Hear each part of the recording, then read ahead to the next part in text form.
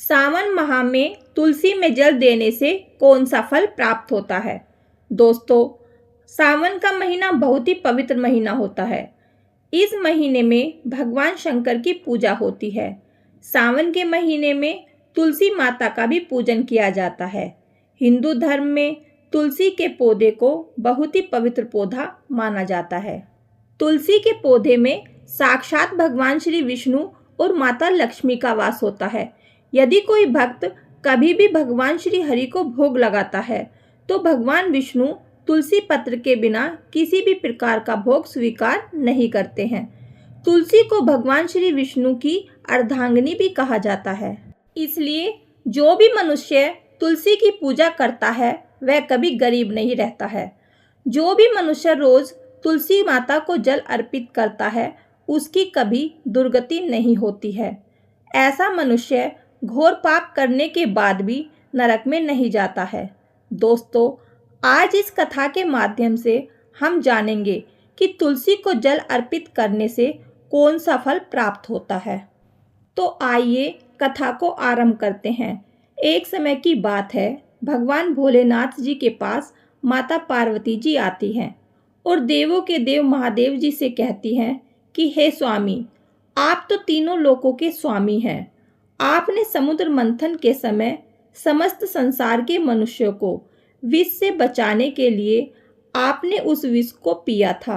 आप तो देवों के देव हैं, परंतु आप फिर भी इस तुलसी के पौधे की पूजा क्यों करते हैं? इसे नित्य जल क्यों चढ़ाते हैं? मैं इस पौधे को जल चढ़ाने का महत्व जानना चाहती हूँ। माता पार्वती की ये बात सुनकर भगवान भोलेनाथ बोले कि हे देवी पार्वती, तुलसी साक्षात लक्ष्मी जी का ही रूप है और माता लक्ष्मी धन की देवी है और माता लक्ष्मी की नित्य पूजा करने के करोड़ों फायदे हैं जो मनुष्य को पता नहीं होते हैं। और तो और तुलसी के पौधे पर नित नियम से जल चढ़ाने मात्र से मनुष्य के करोड़ों पाप नष्ट हो जाते हैं। हे देवी पार्वती, तुलसी का महत्व तो बहुत है, परंतु इसका खास महत्व सावन माह में होता है। हे देवी पार्वती, चलो मैं तुम्हें तुलसी को जल देने का महत्व बताने से पहले एक अत्यंत प्राचीन कथा सुनाता हूँ। इस कथा के माध्यम से तुम्हें तुम्हारे प्रश्नों के उत्तर मिल जाएंगे, इसलिए तुम इस कथा को ध्यानपूर्वक सुनना। इस कथा को सुनने मात्र से ही समस्त पापों का नाश हो जाता है। अब माता पार्वती कहती है, हे प्रभु, मैं इस कथा को अवश्य सुनना चाहती हूँ। कृपया आप मुझे वह कथा सुनाइए, मैं इसे पूरे ध्यान से सुनूंगी। तब भोलेनाथ माता पार्वती को तुलसी को जल देने के महत्व की कथा सुनाते हैं। शिवजी कहते हैं, हे देवी पार्वती, तुलसी को जल देने के पीछे एक प्राचीन इतिहास छुपा हुआ है जो बहुत ही उत्तम और पुण्य फल प्रदान करने वाला है। हे देवी पार्वती, पूर्व काल की बात है। देवपुरी में गोपाल नाम का एक ब्राह्मण रहता था। वह जन्म से तो ब्राह्मण था, किंतु वह कर्म से भ्रष्ट कपटी बुद्धि वाला व्यक्ति था। वह कंबल तथा चमड़ा आदि बेचकर धन कमाता था। साथ ही वह प्रत्येक व्यक्ति से बहुत झूठ बोलता था। उस ब्राह्मण का मन हमेशा बुरे काम करने में लगा रहता था। वह सभी के यहाँ पर चोरी करता था। उसको वेश्यागमन और जुए की बहुत बुरी आदत थी। उसने अपने जीवन में कभी पुण्य के काम नहीं किए थे। वह सिर्फ नाम का ब्राह्मण था। उसने कभी भी शास्त्रों का अध्ययन नहीं किया था, कभी पूजा पाठ भी नहीं किया था। सदैव अपना मन दूसरों के धन को पाने के लिए लगाए रखता था। दूसरों की स्त्रियों को अपनी गंदी नज़र से देखता था। गोपाल दिन में जो भी धन कमाता था वह उस धन को रात्रि में वेश्याओं के साथ रात बिताकर उनके साथ गमन में खत्म कर देता था। इस प्रकार से वह अत्यंत पापी ब्राह्मण अपना जीवन केवल पाप के कार्यों को करने में व्यतीत करता था। वह इतना कपटी ब्राह्मण था कि उसने अपने मुख से कभी भगवान श्री हरि विष्णु का भी नाम नहीं लिया था और ना ही कभी किसी देवी देवता का पूजन किया था। अब भगवान शिव कहते हैं कि हे देवी पार्वती, इस प्रकार से पाप करते हुए उस ब्राह्मण को अनेक वर्ष बीत जाते हैं। फिर एक दिन वह ब्राह्मण कंबल खरीदने और बेचने के लिए अरुणाचल नगरी पहुंच जाता है। अब उस नगर के पास से नर्मदा नदी बहती थी। वह नदी बहुत ही पावन थी, इसलिए उस नदी में स्नान करने के लिए दूर दूर से बहुत से लोग आया करते थे। वह गोपाल ब्राह्मण वहां पहुंचा तो उसने देखा कि आज भी वहां पर कई सारे ब्राह्मण आए हुए हैं। फिर वह ब्राह्मण उसी नदी के किनारे एक आश्रम में ठहरता है। गोपाल वहां देखता है कि उस आश्रम में तो अनेक विद्वान ब्राह्मण हैं जो पुराणों का पठन तथा भगवान विष्णु की स्तुति करने में मगन है। अब वह पाखंडी ब्राह्मण गोपाल भी ढोंग करता हुआ वहीं पर उनके साथ रुक जाता है और उन विद्वान ब्राह्मणों के साथ जब वह रुकता है तो उसे भी भगवान श्री हरि विष्णु का नाम सुनने का अवसर मिल जाता है। क्योंकि उस ब्राह्मण को बिक्री करनी थी तो वह वहीं पर कुछ दिन रुक जाता है। अब वह देखता है कि वहां पर आए हुए लोगों ने गायों का पूजन करके ब्राह्मणों को भोजन कराया है, तो उस पापी ब्राह्मण ने भी उन सभी के साथ बैठकर भोजन किया और भगवान का प्रसाद ग्रहण किया। भगवान शिव कहते हैं, हे देवी पार्वती, वहीं पर उस आश्रम में एक तुलसी का पौधा था। सबको देखकर वह पाखंडी ब्राह्मण भी जाने अनजाने में ही उस तुलसी के पौधे में जल डालने लगता था। वह श्रद्धा भाव से नहीं जाता था। उसके मन में कोई विचार नहीं था कि वह क्या कर रहा है। वह रोज सुबह उठकर एक पात्र में पानी लेकर तुलसी के पौधे में डालता था। उसे ऐसा करते करते लगभग 1 माह बीत चुका था। अब उस पाखंडी ब्राह्मण ने जो भी कार्य किए थे वह सावन महीने में किए थे, क्योंकि वह ब्राह्मण तो पाखंडी था, तो उसे कुछ नहीं पता था कि सावन का महीना चल रहा है। अब भगवान शिव कहते हैं, हे देवी पार्वती, एक दिन की बात है, जब वह ब्राह्मण आश्रम में सोया हुआ था तब उस स्थान पर एक सर्प आ गया और जब वह ब्राह्मण सो रहा था तो उस सर्प ने उसे नींद में ही काट लिया और उस पापी ब्राह्मण की नींद में ही मृत्यु हो गई। सुबह जब अन्य ब्राह्मणों ने उसे बेहोश अवस्था में देखा तो उन्होंने उसके मुख में तुलसी पत्र और तुलसी का जल डाल दिया, परंतु उसको होश नहीं आया। फिर सभी ब्राह्मणों को पता चला कि उसकी मृत्यु हो गई है। उस पापी ब्राह्मण की मृत्यु के बाद उसकी आत्मा को लेने के लिए उस स्थान पर यम के 2 दूत प्रकट हुए और उसे पकड़कर यमलोक ले जाने लगे। जब वह यम के दूत रास्ते में उस ब्राह्मण को ले जा रहे थे तब वह पापी ब्राह्मण विलाप करने लगा और यमदूतों से कहने लगा, हे यमदूतों, मुझे आप कहाँ ले जा रहे हो? मेरी मृत्यु किस कारण से हुई है? मैंने कौन सा पाप किया है? तब यमदूतों ने कहा, अरे पापी दुष्ट ब्राह्मण, तूने जन्म से लेकर आज तक बहुत पाप किए हैं। तेरे पापों के कारण ही जब तू सो रहा था तभी एक काले सर्प ने तुझे काट लिया और तेरी मृत्यु हो गई।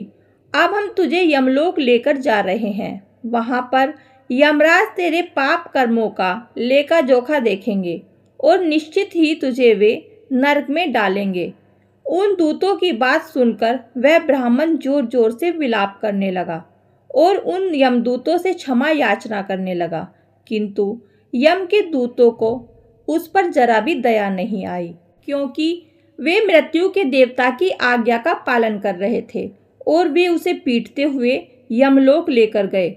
जब यम के दूत उस ब्राह्मण को लेकर यमराज के सामने पहुंच गए तो यमराज के पास बैठे हुए चित्रगुप्त ने उस ब्राह्मण के जन्म से लेकर मृत्यु तक के कर्मों का लेखा जोखा निकाला और यमराज से कहने लगे, हे महाराज, इस ब्राह्मण ने तो बचपन से लेकर मृत्यु तक पाप ही पाप किए हैं।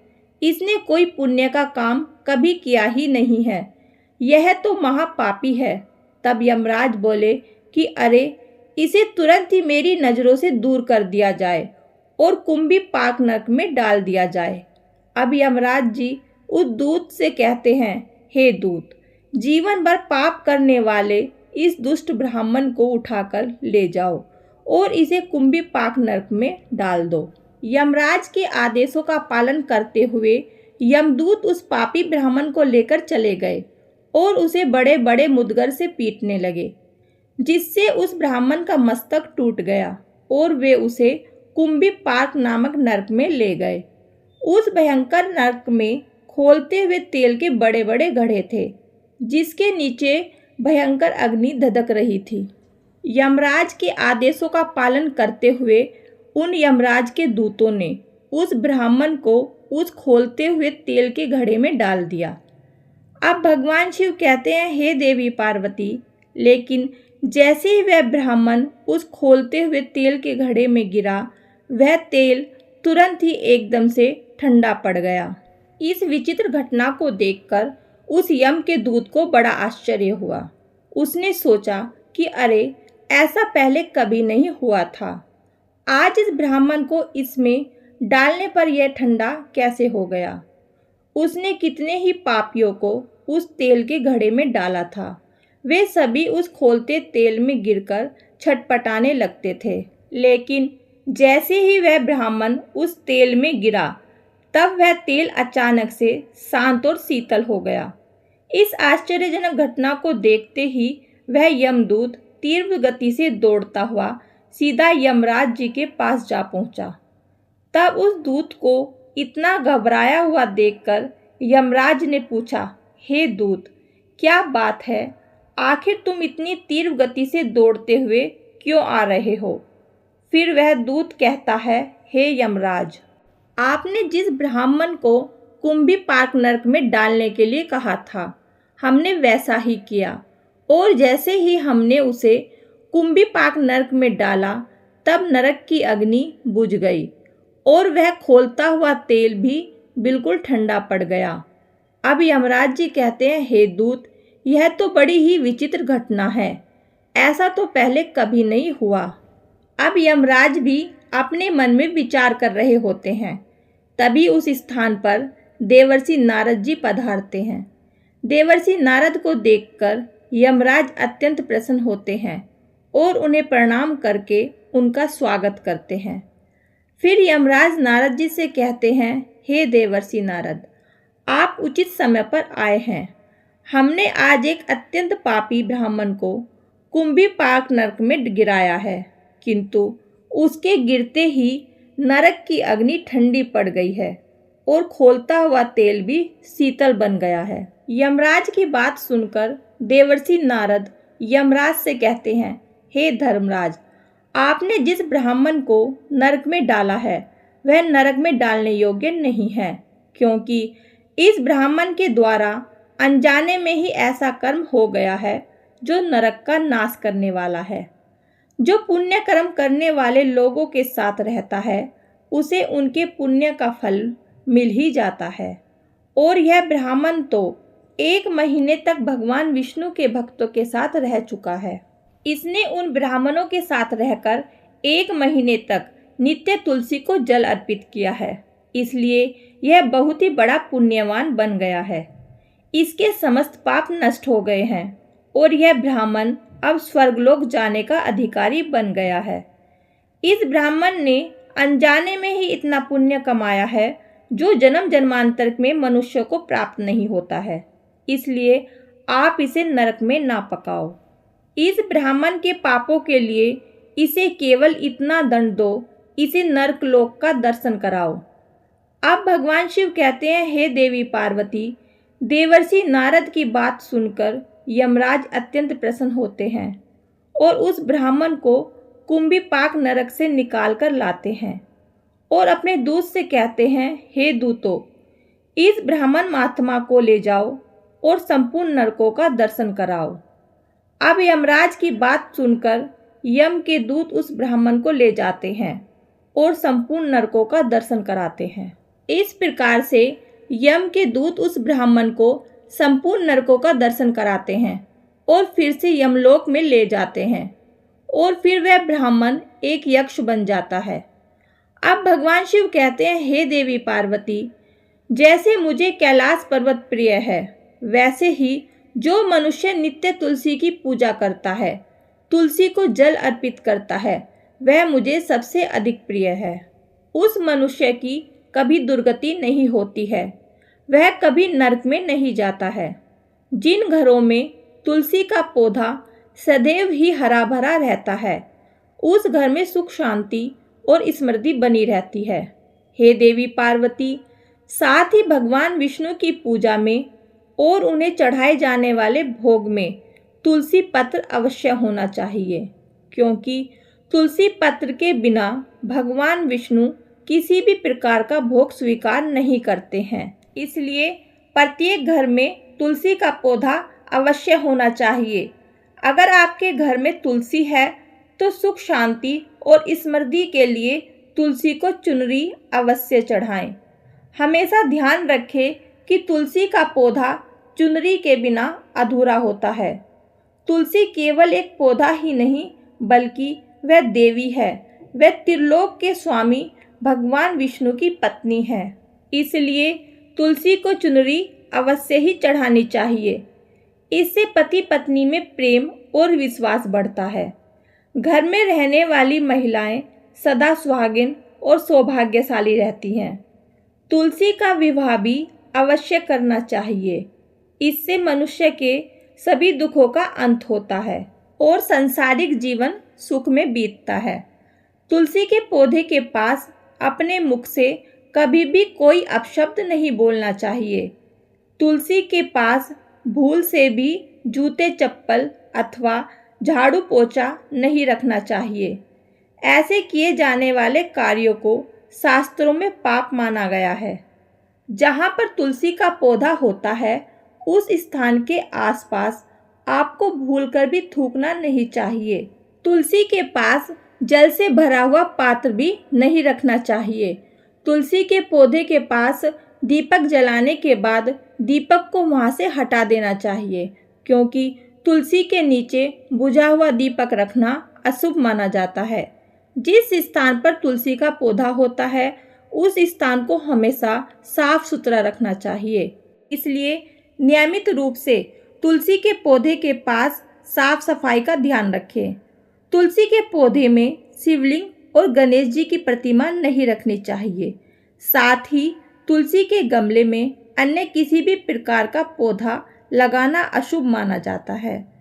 तुलसी के पौधे के पास कपड़े भी नहीं सुखाने चाहिए, अन्यथा कपड़ों का गंदा पानी तुलसी के पौधों पर गिर सकता है। ध्यान रहे, तुलसी के पत्तों को नाखून से नहीं तोड़ना चाहिए, इससे तुलसी का अपमान होता है। यदि तुलसी के पत्ते सूखकर गिर जाते हैं तो उन्हें कचरे में नहीं फेंकना चाहिए। उन पत्तों को तुलसी की मिट्टी में ही दबा देना चाहिए। और रविवार के दिन तुलसी के पत्ते नहीं तोड़ने चाहिए और ना ही रविवार को तुलसी को जल चढ़ाना चाहिए। बाकी अन्य दिन नित्य तुलसी को सुबह नित्य नियम से जल देना चाहिए और शाम के समय घी का दीपक जलाना चाहिए। अक्सर महिलाएं स्नान के बाद अपने बाल खुले रखकर ही तुलसी को जल देती हैं। ऐसा करना भी पाप माना जाता है।